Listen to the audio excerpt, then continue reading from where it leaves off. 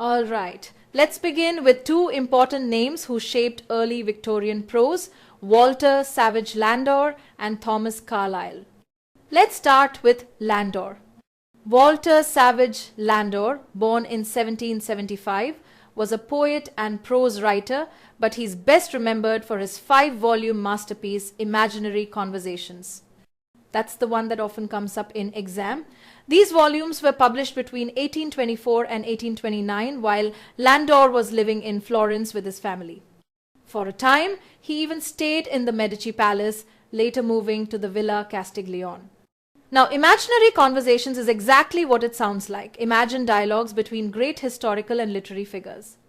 Through these dialogues, Landor explored moral and political questions in elegant prose.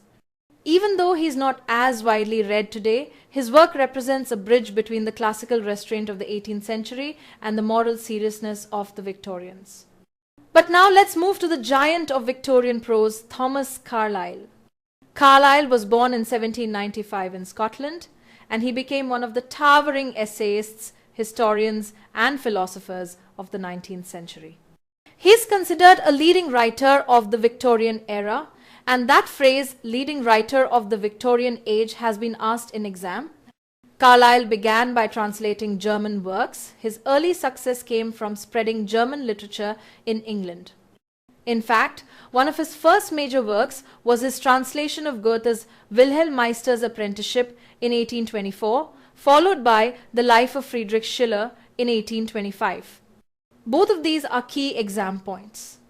His first major original work was Sartor Resartus, written between 1833 and 34. The title means The Tailor Retailored, and it's one of the strangest, most philosophical books of the century. It mixes satire, mysticism, and social commentary and is often described as a kind of spiritual autobiography. The hero, Herr Teufelsdruck, whose name literally means devil's dung, uses clothes as a metaphor for all human institutions. Now, this idea of symbols and clothes is central to Carlyle's philosophy, and yes, that's been asked in exam. He believed that everything in the material world is just a symbol or a kind of clothing for the divine. In Sartor Resartus, he defines a symbol proper as one that reveals the infinite within the finite, a way for the eternal to become visible. Carlyle saw life as a kind of spiritual disguise, where truth shines through appearances. He once wrote in a letter, "Who dares name him? I dare not and do not." That line from 1835 shows how deeply he wrestled with faith and doubt. Though he rejected pantheism, he believed that all visible things express God's invisible presence. Carlyle's next works expanded his range. The French Revolution, A History in 1837, another exam favorite, made him famous. His vivid, almost cinematic style inspired writers like Dickens.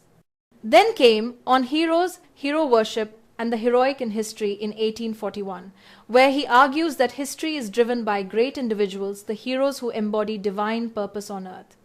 From this book comes the famous idea of hero worship.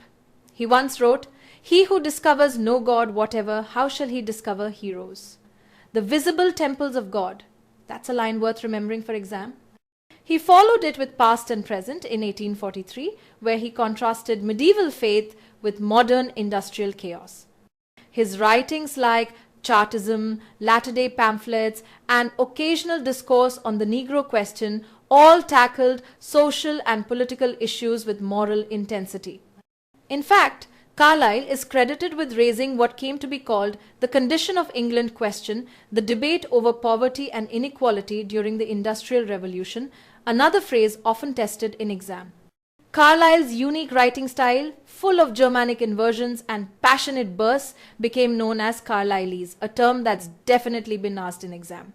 It's dense, prophetic, and powerful. His influence stretched far beyond his time, even shaping modernist and postmodernist prose styles. So if you're revising for exam, here's a quick recap. Imaginary Conversations, Walter Savage Landor, 5 volumes, published between 1824 and 1829 in Florence. Sartor Resartus, Carlyle's symbolic, philosophical work where clothes represent the world's spiritual truths. The French Revolution and on heroes, hero worship, and the heroic in history, both central to his fame. His term Carlylese and his focus on symbols, faith, and the condition of England question, all essential for exams. Together, Landor and Carlyle mark the beginning of Victorian prose, moral, intellectual, and deeply reflective. Landor gave us conversation, Carlyle gave us conviction. Let's step into the Victorian world, a century bursting with reform, empire, and new ideas, and meet two of its great prose voices, Thomas Babington Macaulay and John Ruskin. We'll start with Macaulay. Born in 1800, he was not only a writer but also a historian and Whig politician. And yes, that's been asked in exam. He had one clear goal: to celebrate British progress. Macaulay believed deeply in liberal reform and imperial confidence, and his writing reflected that spirit. He served in Parliament, supported public education, and even helped reshape India's educational system under British rule, another key exam fact. It was Macaulay who pushed for English as the medium of instruction in colonial India, believing it would modernize the subcontinent, though we now see this as a complex legacy. As a writer, he was a master of clarity, rhythm, and energy. His essays and speeches were full of vivid imagery and persuasive force. One contemporary said that reading Macaulay felt like marching to music. He was very much a practical man of affairs, one who rejoiced in the progress of his beloved country, and that exact phrase has been asked in exam. His most celebrated works include Lays of Ancient Rome, 1842, Critical and Historical Essays, 1843, and above all, The History of England from the Accession of James II, first published in 1848. That history made him one of the most popular historians of his time and remains a Victorian classic, another recurring exam question. Macaulay saw history not as dull record keeping, but as a grand story full of heroes, battles, and moral lessons. And through it all, his belief in British imperialism and progress shines through, sometimes uncomfortably, but always unmistakably. Now, let's turn from the empire to art, from Macaulay's political prose to John Ruskin's moral vision. Ruskin was born in 1819, almost a generation after Macaulay, and he became one of the greatest critics, philosophers, and stylists of the Victorian Age. He wrote about painting, architecture, nature, society, even fairy tales. His first major work, Modern Painters, appeared in 1843, written to defend the landscape painter J.M.W. Turner. That title and Turner's name have been asked in exam. Ruskin's main idea here is beautifully simple. An artist's highest duty is truth to nature. Later volumes of Modern Painters introduced the famous concept of the pathetic fallacy, another exam favorite, which means attributing human emotions to nature or objects. For example, when poets say the cruel sea, Ruskin says they're letting emotion distort reality. He coined that term in Volume 3, published in 1856, and yes, that detail often comes up in exam. In architecture, Ruskin's influence was equally profound. His Seven Lamps of Architecture, 1849, defined the moral and spiritual principles of great design, the lamps being ideas like sacrifice, truth, power, and beauty. His later masterpiece, The Stones of Venice, 1851, described over 80 Venetian churches in breathtaking detail, another must-remember exam point. From the 1850s onward, Ruskin's focus shifted towards social justice. His book, Unto This Last, 1860, attacked the greed and dehumanization of industrial capitalism.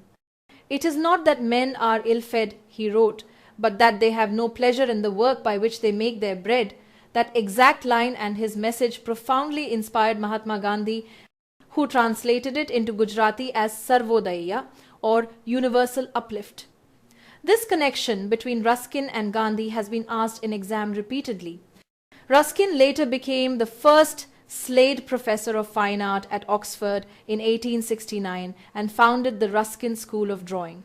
Another key fact: His later writings, like Fors Clavigera, Letters to British Workmen, and Sesame and Lilies, 1865, reflect his moral concern for art, education, and everyday life. Even his autobiography, Praitarita, written in his final years, reads like a work of art, lyrical, honest, and deeply human. So, when we put them side by side, Macaulay and Ruskin, we see two faces of Victorian prose. Macaulay represents faith in empire and rational progress. Ruskin represents faith in art, morality, and spiritual truth. Macaulay looked outward at politics, power, and history. Ruskin looked inward at beauty, craftsmanship, and the soul of society. Both shaped how the 19th century thought about civilization, one through reform, the other through reflection. Alright, let's step into the later Victorian world, a time when writers were challenging old moralities, redefining beauty, and rewriting the way biography and poetry work. Let's start with Lytton Strachey, one of the wittiest and sharpest biographers of the early 20th century. Born in 1880, Strachey was part of the famous Bloomsbury group, that same intellectual circle which included Virginia Woolf, E.M. Forster, and John Maynard Keynes. Yes, that's been asked in exam. So like hoorah. Strachey completely revolutionized biography with his book Eminent Victorians in 1918, another favorite exam question. Instead of long moralizing biographies that praised great men, he wrote short, witty, psychological sketches. The book features 4 famous Victorians: Florence Nightingale, Cardinal Manning, Dr. Arnold, and General Gordon. But here's the twist.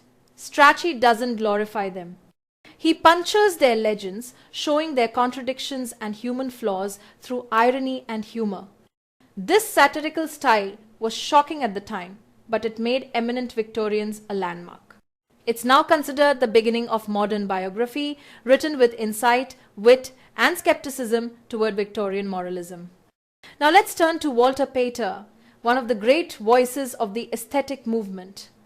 Born in 1839, Pater was an essayist, critic, and philosopher who believed that art should exist for its own sake, the idea we know as art for art's sake. That phrase has been directly asked in exam. His most famous book is Studies in the History of the Renaissance, 1873, a work that influenced nearly every aesthetic writer who came after him, including Oscar Wilde and James Joyce.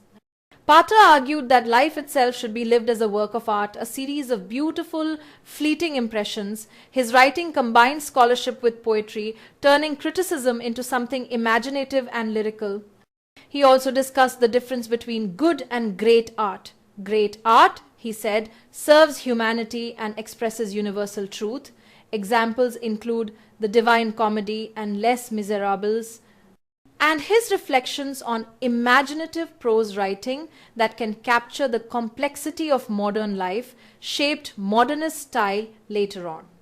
So when you think of Walter Pater, think of beauty, refinement, and the belief that art's highest purpose is to be itself.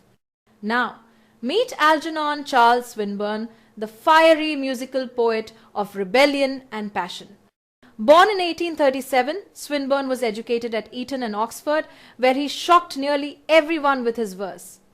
His poetry was lush, musical, and scandalous, full of pagan imagery, sensuality, and defiance of Victorian restraint. He moved among the pre-Raphaelite circle, alongside Dante Gabriel Rossetti, a key exam detail, and was deeply influenced by Greek mythology and classical tragedy. His first big success came with Atalanta in Calydon 1865, followed by Poems and Ballads 1866, which caused public outrage for its open sensuality and pagan spirit. Critics were horrified. Readers were mesmerized. Swinburne's other major collections include Songs Before Sunrise, Songs of Two Nations, that title's been asked in exam, and Tristram of Lyonesse. His verse flows with rhythm and melody. It's almost like music written in words. He was also a brilliant critic, writing A Study of Shakespeare, 1880, A Study of Ben Jonson, 1889, and The Age of Shakespeare, 1908, all frequent exam appearances. His essay, William Blake, A Critical Study, 1868, helped revive interest in Blake as a visionary poet. Though Swinburne's personal life was troubled, he struggled with alcoholism. His poetic, daring, and technical mastery influenced writers from Tennyson to W.B. Yeats. So, to wrap up, Lytton Strachey redefined biography with irony in Eminent Victorians. Walter Pater inspired the aesthetic movement with studies in the Renaissance and the motto "Art for Art's sake." Algernon Charles Swinburne broke poetic boundaries with sensuality, rhythm, and bold classical themes.